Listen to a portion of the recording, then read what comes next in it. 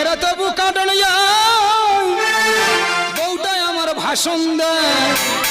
আবার সকাল সাজে ঘুষো মারি পরানে যাই চলিয়া কি মাঝে ধরিব জাল দিয়া ও মিনুদি কি মাঝে ধরিব জাল দিয়া ট্যাংরা তবু কাটন বউটাই আমার ভাষণ দেয় ট্যাংরা তবু কাটন বউটাই আমার ভাষণ দেয় আবার সকাল সাজে ঘুষো মারি পরানে যাই চলিয়া